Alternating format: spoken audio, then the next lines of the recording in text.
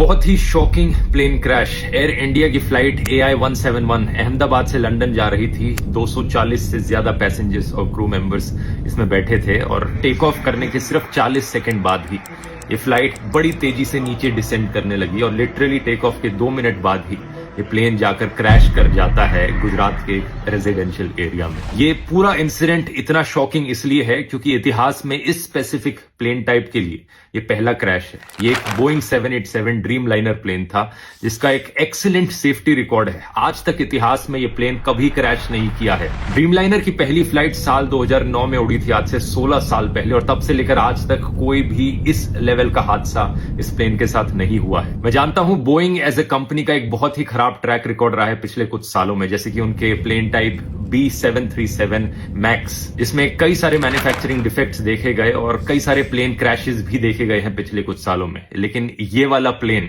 वो नहीं था। इस प्लेन का स्पेसिफिक कोड नंबर VTANB था, जिसे आप इंटरनेट पर जाकर सर्च करोगे तो सारा डेटा मिल जाएगा। ये 11 साल पुराना प्लेन था, कोई ज्यादा पुराना प्लेन नहीं था। ड्रीम लाइनर्स का लाइफ स्पैन 20 से 30 साल तक का होता है। जो पायलट इस प्लेन को उड़ा रहे थे, कैप्टन सुमित सबरवाल, उनका खुद का भी 8200 फ्लाइट आवर्स का फ्लाइट एक्सपीरियंस था, जो कि बहुत अच्छा होता है, तो पायलट भी इनएक्सपीरियंस नहीं थे। अगला सवाल आपके दिमाग में आएगा कि क्या वेदर खराब था? ऐसा भी नहीं था। 1:30 बजे दोपहर के ये क्रैश हुआ। वेदर कंडीशंस अगर देखी जाए तो लगभग 40 डिग्री सेल्सियस के आसपास का तापमान था। कोई ज्यादा तेज हवाएं नहीं चल रही थी। विजिबिलिटी जो थी बहुत ही अच्छी थी, 6 किलोमीटर से ज्यादा की विजिबिलिटी। तो ऐसे में सवाल उठता है कि यहां प्रॉब्लम कहां पर हुई। इसका असली जवाब हमें जल्द ही पता लगेगा। अभी प्लेन के ब्लैक बॉक्स से इंफॉर्मेशन को रिट्रीव किया जा रहा है, लेकिन मोस्ट लाइकली ये पूरा हादसा एक बहुत ही भयंकर टेक्निकल फेलियर का लग रहा है। क्या यहां पर कोई इंजन फेलियर हुआ है मेंटेनेंस फेलियर की वजह से? इसका असली जवाब तो हमें तभी पता लगेगा जब ब्लैक बॉक्स को रिट्रीव करके